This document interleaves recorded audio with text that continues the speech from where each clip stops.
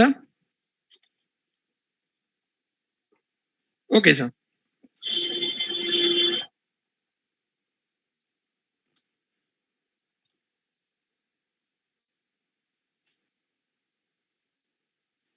Okay, so welcome students.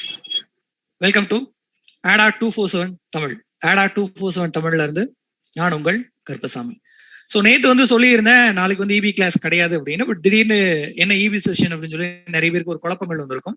But at the same time நிறைய students வந்து கேட்டுட்டே இருந்தீங்க, சார் ட்ரிபிள் ஃபேக்கல்ட்டி என்னாச்சு, ஸோ பேசிக் சயின்ஸ் வந்து யார் எடுக்கிறா அப்படின்னு சொல்லி நிறைய ஸ்டூடெண்ட்ஸ் வந்து கேட்டுட்டே இருந்தீங்க. அவங்கள பத்தி ஒரு இன்ட்ரோ கொடுங்க அப்படின்னு சொல்லிட்டு. ஸோ அதற்கான கிளாஸ் தான் இது. ஸோ இன்னைக்கு வந்து நம்ம ADA 247 தமிழ்ல ட்ரிபிள் எடுக்கிற விமலா தேவி மேமும், ஸோ அதுக்கப்புறமேட்டு பேசிக் இன்ஜினியரிங் சயின்ஸ் எடுக்கிற ஆக்னஸ் மேமும் வந்து இந்த கிளாஸ்ல வந்து ஜாயின் பண்ணியிருக்காங்க. ஸோ அவங்க வந்து அவங்களோட experience, so way of study, நீங்க என்னென்னலாம் படிக்கணும் அப்படின்னு சொல்லிட்டு அவங்க வந்து சொல்லி கொடுப்பாங்க. ஓகேங்களா? Okay okay okay. So audio and video okay தானே students? Audio and video okay தானே? ஆடியோ அண்ட் வீடியோ ஓகே தானே? Prashanth sir okay. சோ நீங்க தான் கமெண்ட் பண்ணணும். ஆடியோ அண்ட் வீடியோ ஓகே தானே?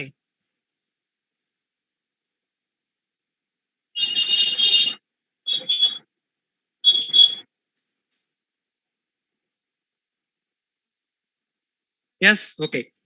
So welcome students. So Prashanth sir, hi sir, Sethu, Saravanan, Venkat Sekar, so எல்லாருக்கும் இனிய மாலை வணக்கங்கள். ஸோ இதுக்கு முன்னாடி இதே மாதிரி ஒரு பேட்ச் லான்ச் ஈவெண்ட் வந்து பார்த்துருந்தோம். ஸோ அது வந்து பார்த்தீங்க அப்படின்னா ஹோலா டிஎன்இபினா என்ன, ஸோ அதுல ஏஇ எக்ஸாம்ஸ் வந்து எப்படி கண்டக்ட் பண்ணுவாங்க அப்படின்னு சொல்லி நானும் மைசெல்ஃப் அப்புறமேட்டு மெக்கானிக்கல் ஸ்டாஃப் ஆன அருண் பிரசாத் சார் நாங்கள் 2 பேரும் சேர்ந்து கண்டக்ட் பண்ணியிருந்தோம். ஸோ அன்னையில இருந்தே பார்த்தீங்க அப்படின்னா கண்டினியூஸா நிறைய மெயில் வந்து வந்துருந்துச்சு. So incompressible. Okay sir, okay sir. So நிறைய மெயில் வந்து வந்துருந்துச்சு. அப்போ ட்ரிபிள் ஃபேக்கல்ட்டி வந்து இன்ட்ரோ பண்ணுங்க சார், ஏன்னா ட்ரிபிள் வந்து நிறைய வேகன்சிஸ் இருக்கிறதுனால அந்த ஃபேக்கல்ட்டி பத்தி எங்களுக்கு தெரிஞ்சுக்கணும் அப்படின்னு வந்து கேட்டிருந்தீங்க. ஸோ அதற்கான ஒரு லான்ச் ஈவெண்ட் தான் இந்த ஈவெண்ட் வந்து. ஓகேங்களா? So okay. ஸோ இந்த கிளாஸ்ல பாத்தீங்க அப்படின்னா நான் முதலே சொன்ன மாதிரி என் கூட நானு, ஸோ என் கூட விமலா தேவி மேம், ஸோ அவங்க வந்து ட்ரிபிள் சப்ஜெக்ட் வந்து எடுப்பாங்க. ஸோ அதுக்கு அப்புறமேட்டு ஆக்னஸ் மேம் இருக்காங்க, அவங்க வந்து பேசிக் இன்ஜினியரிங் சயின்சஸ் வந்து எடுப்பாங்க. ஸோ இவங்க 2 பேரும் பாத்தீங்க அப்படின்னா என்னையோட ரொம்பவே எக்ஸ்பீரியன்ஸான ஒரு ஸ்டாஃப்ஸ். ஏன்னா நான் கூட கொஞ்சம் வருஷம் தான் டீச்சிங்ல இருக்கேன், பட் என்னையோட இவங்க ரொம்ப வருஷம் ஒரு எக்ஸ்பீரியன்ஸ் உள்ள ஸ்டாஃப்ஸ் இருக்கிறாங்க. ஓகே. ஸோ இவங்க 2 பேர்த்த இன்ட்ரோ பண்றதுக்கு முன்னாடி ஸோ ஏ எக்ஸாம் பத்தி ஒரு சின்ன இன்ட்ரோ மட்டும் கொடுத்துறேன் நான். ஸோ ஏ எக்ஸாம் நம்ம எல்லாருக்குமே தெரியும். ஸோ February 2020 நோட்டிபிகேஷன் வந்துச்சு, பட் டில் நவ் எக்ஸாம் வந்து நடக்கல. ஸோ இந்த கொரோனா பீரியட் அப்படிங்கிற ஒரு காலகட்டத்தினால ஸோ எக்ஸாம் வந்து போஸ்ட்பாண்ட் ஆகி போயிட்டே இருந்துச்சு. ஸோ டிசம்பர் மாசம் எக்ஸாம் வரலாம் அப்படிங்கிற ஒரு நம்பிக்கையில நாங்க வந்து கிளாஸஸ் வந்து ஸ்டார்ட் பண்றோம். ஸோ கிளாஸஸ் வந்து பாத்தீங்க அப்படின்னா December 31st, ஸோ 2 டைமும், அதாவது 2016-18 2 டைமும் December 31st தான் எக்ஸாம் நடந்துச்சு. ஸோ இந்த வட்டமும் December 31st எக்ஸாம் வரும் அப்படிங்கிறதுக்காக December 31st இந்த சிலபஸ் வந்து கம்ப்ளீட் பண்ணிடணும் அப்படிங்கிறதுக்காக தான் கிளாஸஸ் வந்து ஸ்டார்ட் பண்ணியிருக்கோம். ஸோ இன்னொரு முக்கியமான விஷயங்கள் சொல்லணும். ஸோ ஃபேக்கல்ட்டி கொஞ்சம் பிஸியா இருக்கிறதுனால கிளாஸ் வந்து அஸ் யூஷுவல் November 1 ஸ்டார்ட் பண்ண முடியல. November 15th தான் கிளாஸ் ஸ்டார்ட் ஆகுது. ஓகேவா? ஸோ கிளாஸ் வந்து November 1 அப்படின்னு சொல்லியிருந்தோம். பட் ஃபேக்கல்டிஸோட கொஞ்சம் பிஸி பொசிஷன், ஷெட்யூல் வந்து ஃப்ரேம் பண்ண முடியல. அதனாலதான் கிளாஸஸ் வந்து November 15 வந்து ஸ்டார்ட் ஆகுது. அது அஃபிஷியலா இன்ஃபார்ம் பண்ணணும்னு நினைச்சோம், பட் இன்ஃபார்ம் பண்ண முடியல. ஓகேங்களா? ஓகே. ஸோ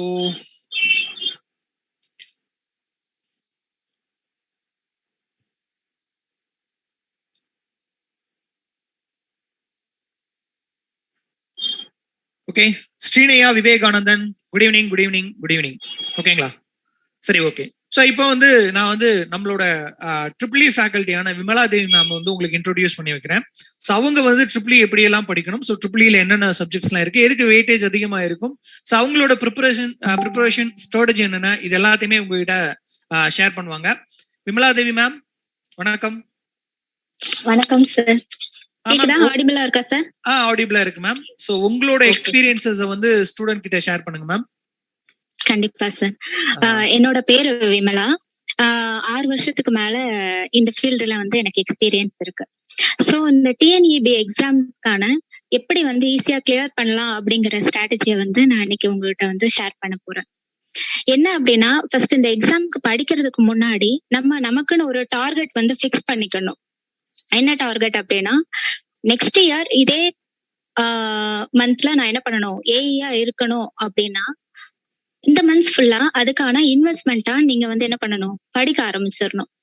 படிக்க ஆரம்பிச்சா மட்டும்தான் நம்ம அந்த டார்கெட்டை வந்து அச்சீவ் பண்ண முடியும். ஃபர்ஸ்ட் டார்கெட்டை வந்து ஃபிக்ஸ் பண்றது ரொம்பவே முக்கியம். ரெண்டாவது, சரி நான் ஏஇயா இருக்க போறேன், ஆனா அதுக்கு நான் என்னென்னலாம் பண்ணணும், படிக்கணும் அப்படின்னா பாத்தீங்கன்னா, ஃபர்ஸ்ட் என்ன பண்ணணும் அப்படின்னா, பேசிக்கா நம்ம கையில 2 மெட்டீரியல்ஸ் இருக்கணும். ஒண்ணு என்ன அப்படின்னா சிலபஸ், ரெண்டாவது என்னது அப்படின்னா ப்ரீவியஸ் இயர் கொஸ்டின்ஸ். சிலபஸ் ஏன் நம்ம கையில வச்சிருக்கணும் அப்படின்னு சொல்றேன்னா, நம்ம காலேஜ் படிக்கும் போது நம்ம நிறைய படிச்சிருந்திருப்போம், போய் தியரியா எழுதிட்டு வருவோம். ஆனா டிஎன்இபி இங்க என்ன சொல்றாங்க அப்படின்னா, நான் உனக்கு ஒரு சிலபஸ் கொடுக்குறேன், அந்த சிலபஸை நீங்க என்ன படிச்சுக்கோங்க, நான் அதுல இருந்து தான் கொஸ்டின் கொடுக்க போறேன் அப்படின்னு சொல்லிட்டு நம்மளோட டைமை சேவ் பண்ற மாதிரி ஒரு சிம்பிளிஃபைடா ஒரு சிலபஸை வந்து நம்ம கையில வந்து கொடுக்குறாங்க.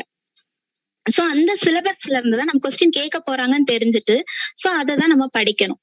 சரி, அந்த சிலபஸை எப்படி எல்லாம் படிக்கலாம் அப்படின்னு பாத்தீங்க அப்படின்னா, ஃபர்ஸ்ட் வந்து ஒவ்வொரு சப்ஜெக்டையும் வந்து என்ன பண்ணணும் அப்படின்னா இன்டர்லிங்க் வந்து ஒவ்வொன்றா வந்து படிக்கணும். இப்ப பவர் சிஸ்டம்னா என்ன பண்ணணும், டிசி மெஷின்ஸோட இன்டர்லிங்க் பண்ணணும். டிசி மெஷின்ஸ் ஆட்டோமேட்டிக்கா வந்துட்டா என்ன ஆயிரும், பவர் எலக்ட்ரானிக்ஸ் வந்துரும். இந்த மாதிரி ஒவ்வொன்றும் இன்டர்லிங்க் பண்ணி படிக்கணும். சரி, எனக்கு ஒரு 10 டாபிக் நீங்க சிலபஸா கொடுத்துட்டீங்க. சரி, நான் இதை எப்படி நான் வந்து என்ன பண்ணிக்கலாம், சிம்பிளிஃபை பண்ணி படிக்கலாம் அப்படிங்கிறதுக்காக நெக்ஸ்ட் ஸ்டெப் என்ன பண்ண போறோம் அப்படின்னா, ப்ரீவியஸ் இயர் கொஸ்டின்ஸ் வந்து போறோம்.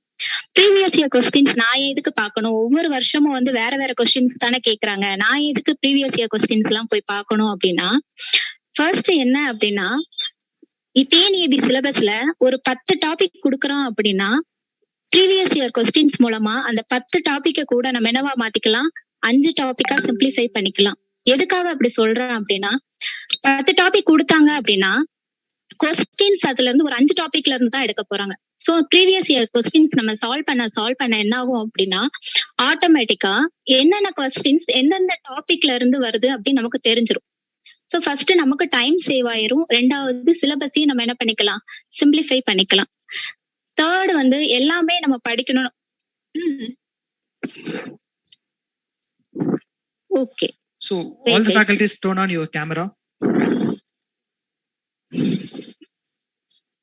Hemalata ma'am, Agnes ma'am, Vimala ma'am. Sir விசிபிளா இருக்கா? ஓகே. நீங்க பேசுங்க மேம், ஸ்டார்ட். ஸோ நம்ம ப்ரீவியஸ் இயர் கொஸ்டின்ஸை சால்வ் பண்ணும்போது என்ன ஆகும் அப்படின்னா, ஆட்டோமேட்டிக்கா அந்த எக்ஸாமுக்கு தகுந்த மாதிரி நம்மளை அடாப்ட் பண்ணிக்கிற ஒரு வாய்ப்பு வந்து அந்த இடத்துல வந்து உருவாக்கப்படுது. ஸோ அதனாலதான் ப்ரீவியஸ் இயர் கொஸ்டின்ஸ் வந்து சால்வ் பண்ணும். அப்போ நம்ம பேசிக்கா நம்ம கையில என்ன மெட்டீரியல் இருக்கணும் அப்படின்னா, சிலபஸ் ஒண்ணு, ரெண்டாவது ப்ரீவியஸ் இயர் கொஸ்டின்ஸ். இந்த ரெண்டும் கண்டிப்பா இருந்தா மட்டும்தான் நம்ம என்ன பண்ண முடியும், அடுத்த அப்ரோச்சை நம்ம பண்ண முடியும். ஸோ தேர்ட் அப்ரோச் என்ன அப்படின்னா, எப்படி பேசிக்கா பண்ணலாம் அப்படின்னா, ஒரு ஃபண்டமெண்டல்ஸ் நமக்கு தெரியணும். இப்போ மற்ற சப்ஜெக்ட் எல்லாம் காம்படிட்டிவ் எக்ஸாம் எடுத்துட்டீங்க அப்படின்னா, கரண்ட் அஃபேர்ஸ் எடுத்துட்டீங்க அப்படின்னா டே டு டே மாறிட்டே இருக்கும். ஆனா இன்ஜினியரிங்கிறது வந்து அப்படியே ஸ்டாண்டர்ட், எல்லாமே பேசிக் அப்படியே ஸ்டாண்டர்டா தான் இருக்கும், மாற போறது கிடையாது. ஸோ என்ன பண்ணணும் அப்படின்னா, ஒவ்வொருத்துக்கும் தியரம்ஸ் இருக்கும், லாஸ் இருக்கும். ஸோ இது என்ன பேசிக்ஸ் எப்படி ஒர்க் அவுட் ஆகுது அப்படிங்கிறத நீங்க படிக்க அப்படின்னாதான் ஒரு எக்ஸாம் ஹால்ல போயிட்டு ஒரு பெரிய கொஸ்டின்ஸ் கொடுக்குறாங்க அப்படின்னா உங்களால ஈஸியா சால்வ் பண்ண முடியும். ஈஸியா சால்வ் பண்றதுக்கு ரீசன் உங்களுக்கு ஃபண்டமெண்டல்ஸ் தெரிஞ்சிருக்கணும். கண்டிப்பா தெரிஞ்சிருந்தா மட்டும்தான் சால்வ் பண்ண முடியும். ஸோ பேசிக்ஸ் வந்து நம்ம சால்வ் பண்ணணும். ஸோ பேசிக்ஸ் வந்து ஸ்டாண்டர்ட் புக்ஸ் வந்து ஃபாலோ பண்ணணும். அதுக்கான நோட்ஸை வந்து செப்பரேட் நோட் போட்டு கண்டிப்பா தனித்தனியா ஒவ்வொரு டாபிக் வந்து என்ன பண்ணணும் அப்படின்னா, சிலபஸை முதல்ல 2ஆ உடைச்சி எடுக்க ஆரம்பிச்சிடணும். நோட்ஸ் எடுத்ததுக்கு அப்புறம் சரி நம்ம படிச்சிட்டோம், இன்னைக்கு ஒரு டாபிக் நீங்க டிசி மோட்டார் பத்தி படிக்கிறீங்க அப்படின்னா, நான் இன்னைக்கு படிச்சிட்டேன் சரி அப்படின்னு என்ன நானே சாட்டிஸ்ஃபை பண்ணிக்கிடாம என்ன பண்ணணும் அப்படின்னா, அடுத்து அதுல இருக்கிற எம்சிக்யூஸ் கொஸ்டின்ஸ் எல்லாம் சால்வ் பண்ணி பார்க்கணும். சால்வ் பண்ணும்போது ஏதாவது ஒரு இடத்துல என்ன ஆகும் அப்படின்னா, ஒரு மிஸ்டேக்ஸ் வரும், ஒரு டவுட் வரும். ஆட்டோமேட்டிக்கா நம்ம மைண்ட் என்ன ஆகும் அப்படின்னா, 4 ஆப்ஷனை பார்த்தோன்னே எல்லாமே கரெக்டா இருக்கிற மாதிரியே இருக்கே அப்படின்னு தோணும். ரீசன் என்ன அப்படின்னா, அந்த டிசி மோட்டார் டாபிக்கை நீங்க சரியா தெளிவா படிக்கலங்கிறதா அர்த்தமே. அப்ப என்ன பண்ணணும் அப்படின்னா, திரும்ப அதே டாபிக் வந்து நீங்க என்ன பண்ணணும், தெளிவா படிக்கணும். அதுக்குதான் எம்சிக்யூஸ் வந்து சால்வ் பண்ற நான் சொல்றேன். எம்சிக்யூஸ் எந்த அளவுக்கு சால்வ் பண்றீங்களோ அந்த அளவுக்கு எக்ஸாமுக்கு நீங்க ரொம்ப அடாப்ட் ஆயிருக்கீங்கன்னு அர்த்தம். ரெண்டாவது என்ன அப்படின்னா, ஆட்டோமேட்டிக்கா கொஸ்டினை பார்த்தோன்னு இதுதான் ஆன்சர் அப்படின்னு சொல்ற அளவுக்கு நீங்க என்ன பண்ணிக்கிறீங்க அப்படின்னா, சரி உங்க மைண்ட் அடாப்ட் அடாப்ட் ஆயிரும். ஸோ எம்சிக்யூஸ் எந்த அளவுக்கு சால்வ் பண்ணி பார்க்க முடியுமோ அந்த அளவுக்கு சால்வ் பண்ணி பாருங்க. தேர்ட் என்ன அப்படின்னா ரிவிஷன். நம்ம ஒரு சப்ஜெக்ட் வந்து வாரம் ஃபுல்லா ஒரு டாபிக் படிச்சுட்டே இருப்போம். இப்போ ஒரு வாரத்துல பவர் சிஸ்டம் ஃபுல்லா படிக்கிறோம் அப்படின்னா முடிஞ்சது பவர் முடிச்சிட்டோம் அப்படின்னு ஒரு மைண்ட் செட்லயே நம்ம இருந்துருவோம். அடுத்த வாரம் வந்து என்ன பண்ணுவோம், டிசி மெஷின்ஸுக்கு வந்து படிச்சுட்டு இருப்போம். அதுக்கு அடுத்த வாரம் பவர் சிஸ்டம் எடுக்கும்போது நமக்கு எதுவுமே ஞாபகம் இருக்கிறது கிடையாது. ஸோ எந்த அளவுக்கு நம்ம படிக்க படிக்க படிக்கமோ அந்த அளவுக்கு நம்மளோட சப்கான்சியஸ் மைண்ட்ல வந்து அது ஸ்டோர் ஆகிட்டே இருக்கும். ஸோ ரிவிஷன்ங்கிறது வந்து ரொம்ப ரொம்ப இம்பார்ட்டன்ட். சோர்ஸை வந்து அப்படியே லிமிட் பண்ணிக்கிட்டு மல்டிபிள் ரிவிஷன் கொடுக்கும்போது கண்டிப்பா நம்ம இந்த எக்ஸாம்ல வந்து கிளியர் பண்ணுவோம். ஏன் அப்படின்னா நம்ம வந்து எந்த ஒரு சப்ஜெக்ட்லயும் பிஹெச்டி வாங்க போறது கிடையாது. டிமாண்ட் ஆஃப் த கொஸ்டின்ஸ்க்கு வந்து ஆன்சர் பண்ணி நம்ம இந்த எக்ஸாம் வந்து கிளியர் பண்ண போறோம். ஸோ அதுக்கு தேவையானது லிமிடெட் சோர்ஸ். லிமிடெட் சோர்ஸ் அப்படிங்கிறது என்ன அப்படின்னா, நீங்க நிறைய டெக்ஸ்ட் புக் வந்து காலேஜ் படிக்கும் போது நம்ம வந்து வாங்கி வச்சிருப்போம். ஆனா இந்த எக்ஸாம்க்கு தேவை வந்து எல்லா டெக்ஸ்ட் புக்குமே கிடையாது. லிமிட்டடா பேசிக்கா டிப்ளமோ புக்ஸே எனக்கு தெரிஞ்சு போதுமானது.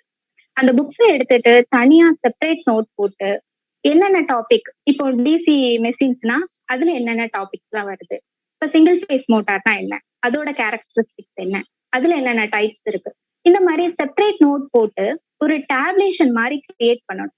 கிரியேட் பண்ணி கம்பேரிசன் பண்ணும் போதுதான் உங்களை அறியாமலே நீங்க செல்ஃப் எவாலுவேட் பண்ண ஆரம்பிப்பீங்க. ஆட்டோமேட்டிக்கா உங்க மைண்ட்ல ஒவ்வொரு பாயிண்ட்டும் என்ன ஆகும் அப்படின்னா சப்கான்சியஸ் மைண்ட்ல போய் ஸ்டோர் ஆக ஆரம்பிக்கும். ஸோ ஆட்டோமேட்டிக்கா ஒரு கொஸ்டினை படிக்கும் போது இந்த கம்பேரிசன் போடும் போது இந்த இடத்துல நம்ம என்ன பண்ணிருக்கோம், இதை திங்க் பண்ணமே அப்படின்னு சொல்லுவோம். அந்த மாதிரி கம்பேரிட்டிவ் டேபிள்ஸ் போட்டு நம்ம படிக்கும் போது ஈஸியா வந்து நமக்கு வந்து மார்க் வந்து ஸ்கோர் ஆகும்.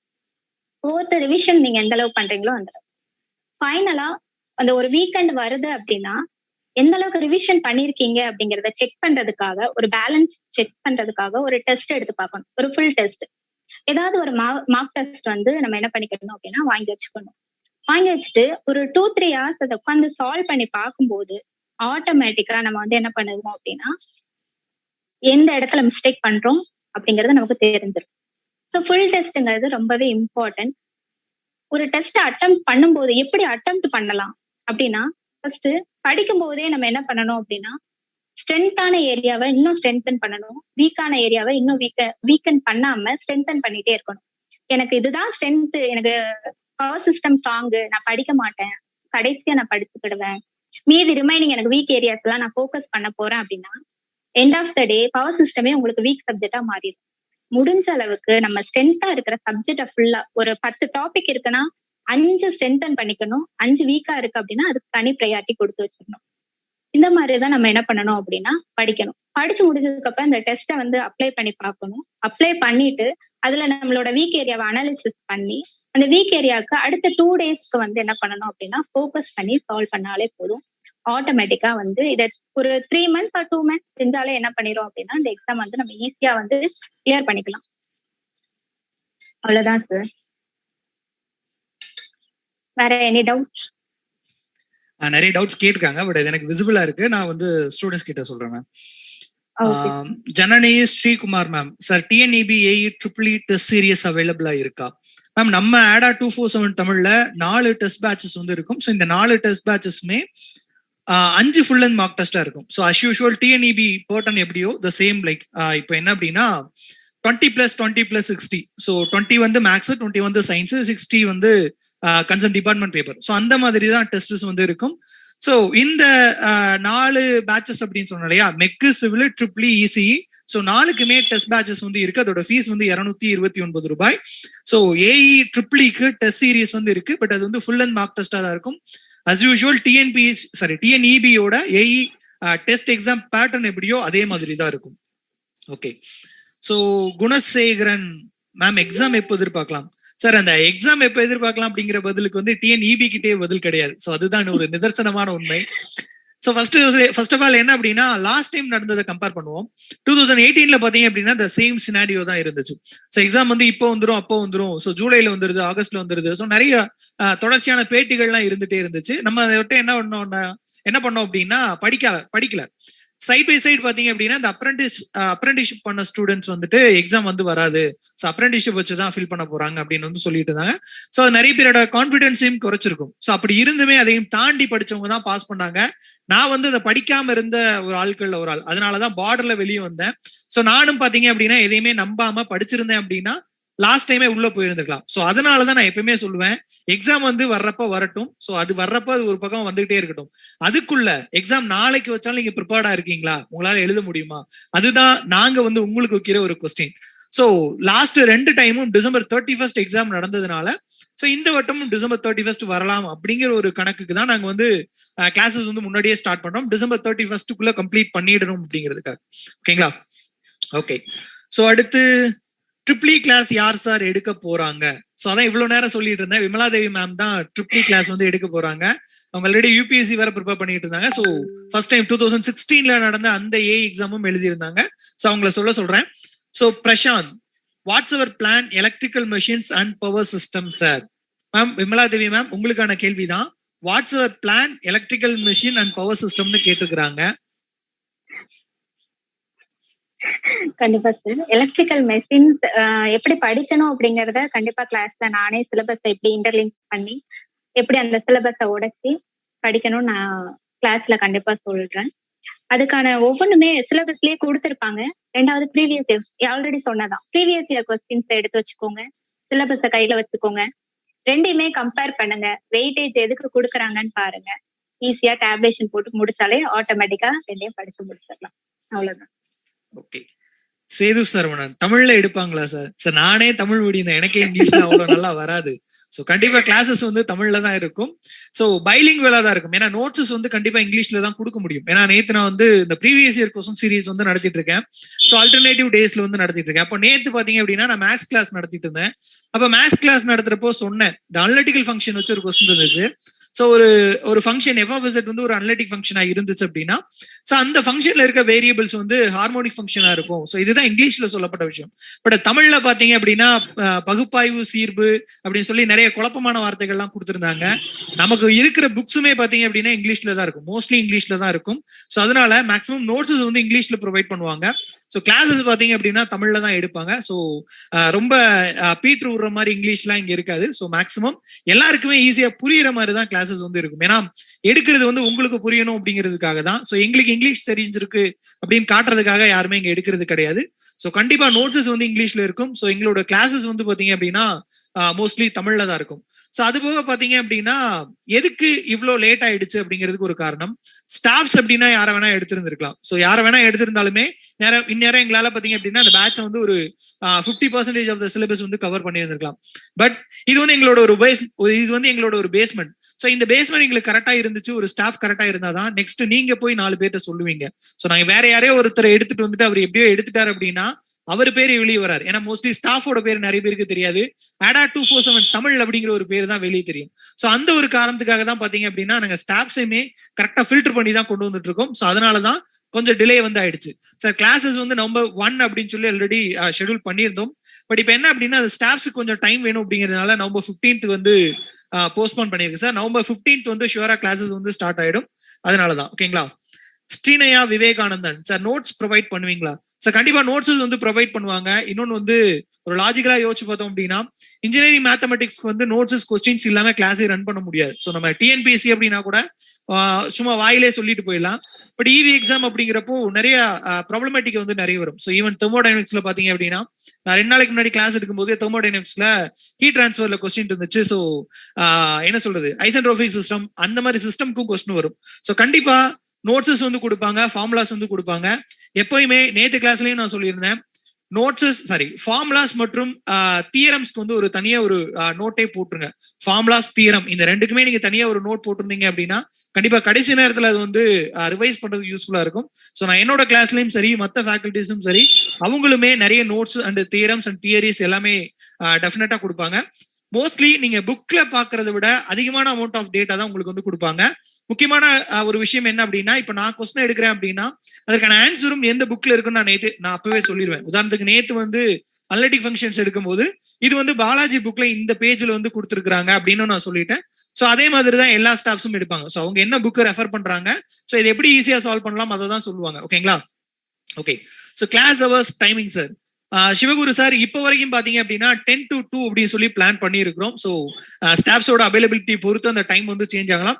பட் மோஸ்ட்லி இதே டைம் தான் மெயின்டைன் ஆகும். ஸோ 10 to 2 இருக்கும் தான் நாங்களும் ஆசைப்படுறோம். ஸோ 10 to 2 தான் கன்ஃபார்மா இருக்கும். So at the extent sorry ஒரு கட்டாயமான சூழ்நிலையை தவிர்த்து இந்த டைமிங் வந்து மாறாது. அப்படி இல்லை அப்படின்னா கொஞ்சம் வந்து மாடிஃபை பண்ணலாம். ஓகேவா? ஓகே. பெர் டேக்கு எவ்வளவு ஹவர் கிளாஸ் இருக்கும் சார்? ஸோ பெர் டேக்கு பாத்தீங்க அப்படின்னா இப்போ வரைக்கும் 4 hours வந்து பிளான் பண்ணியிருக்கோம். So 1 hour engineering mathematics, 1 hour பேசிக் இன்ஜினியரிங் சயின்ஸ், 2 hours பாத்தீங்க அப்படின்னா கன்சர்ன் டிபார்ட்மெண்ட் பேப்பர். ஸோ அப்படிதான் வந்து பிளான் பண்ணியிருக்கோம். ஏன்னா டிபார்ட்மெண்ட் பேப்பரோட வெயிட்டேஜை பொறுத்து அதுக்கு வந்து 2 hours இருந்தா மட்டுமே தான் உங்களுக்கு வந்து கொஞ்சம் நிறைய விஷயங்கள் கத்துக்க முடியும், ஈஸியா உங்களால எக்ஸாம்ஸ் போய் அட்டன் பண்ண முடியும். அதுக்காக தான். அடுத்து குணசேகரன், ஒரு டேக்கு எவ்வளவு கிளாஸ் இருக்கும் அண்ட் அமௌண்ட் எவ்வளவு? ஸோ அமௌண்ட் பாத்தீங்க அப்படின்னா 1747 rupees சார்.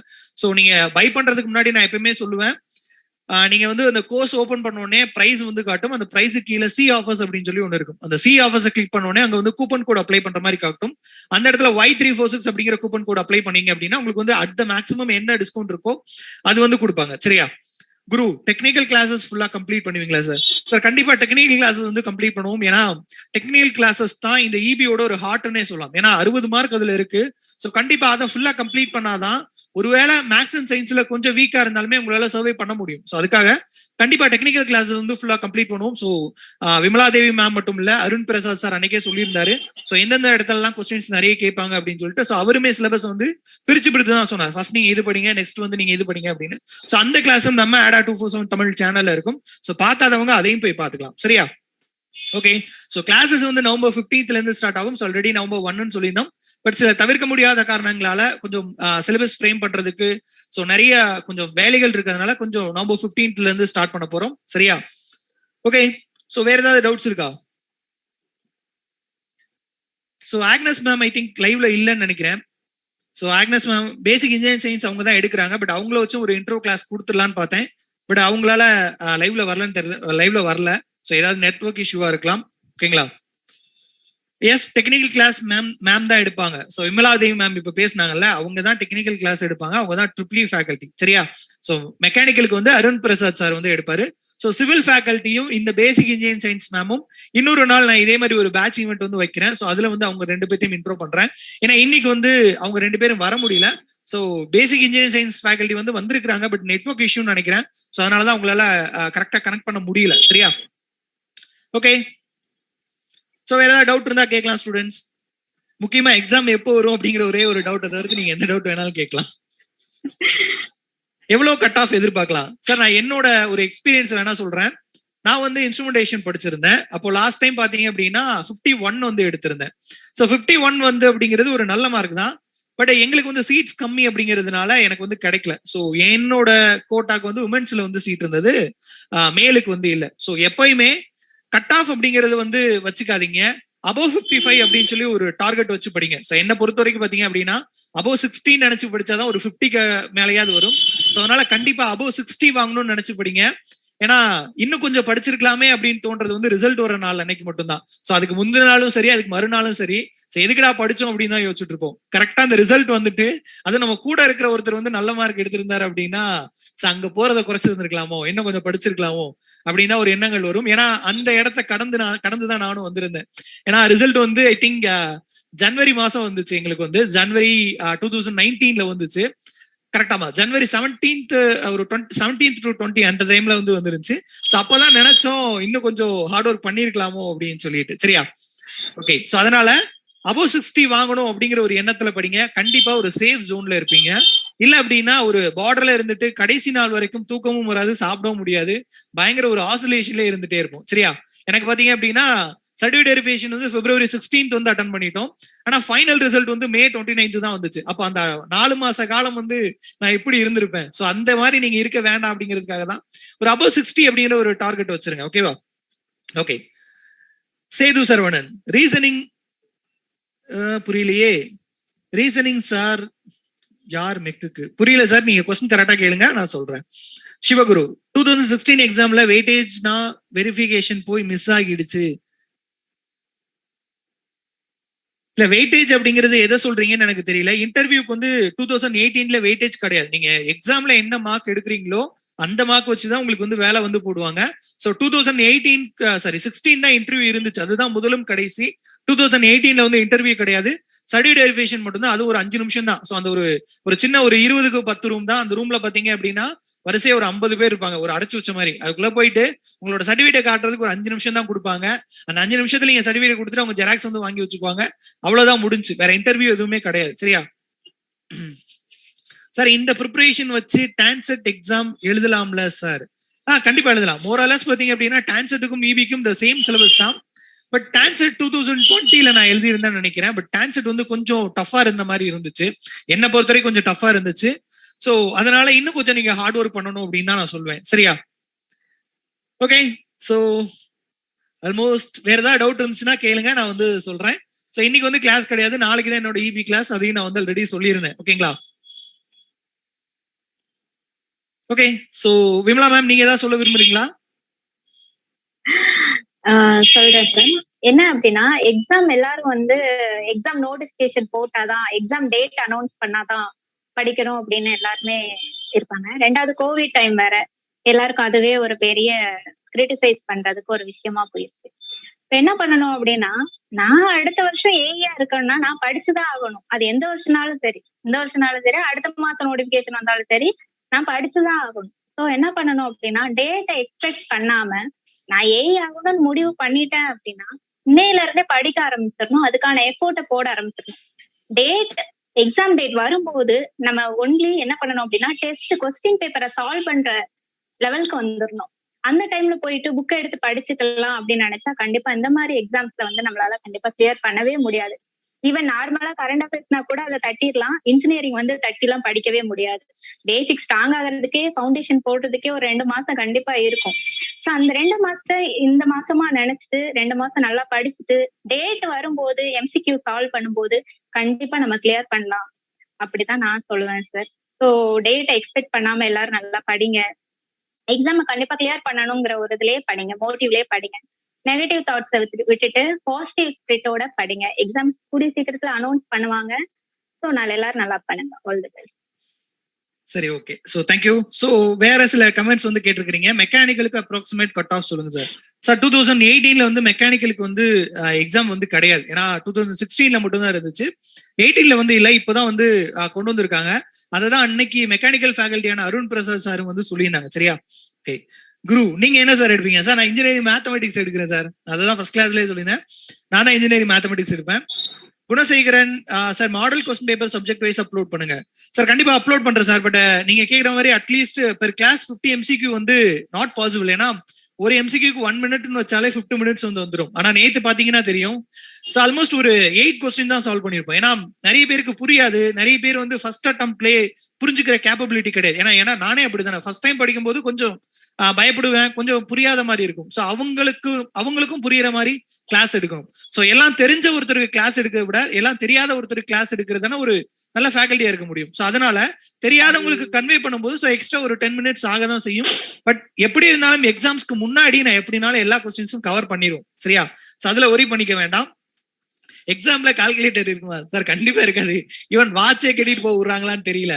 ஏன்னா கொஞ்சம் ரொம்ப இது பண்ணாங்கன்னா வாட்சே கட்டிட்டு போக விட மாட்டாங்க. அதனால calculator not possible at all. ஓகேங்களா sir? Will they release new notification? Sir நான் என்ன பொறுத்த வரைக்கும் வந்து நியூ நோட்டிபிகேஷன் வரும் அப்படிங்கிறது என்னோட பாயிண்ட் ஆஃப் வியூ. ஸோ நேத்து கூட ஒரு எக்ஸாம்பிள் சொல்லியிருந்தேன். அந்த எம்ஆர்பி ஏஎம்ஓ எக்ஸாம் பாத்தீங்க அப்படின்னா அந்த சேம் நம்மள மாதிரியே தான் 2020 வந்து நோட்டிபிகேஷன் விட்டுருந்தாங்க, 58 போஸ்டிங்ஸ் மட்டும் தான்.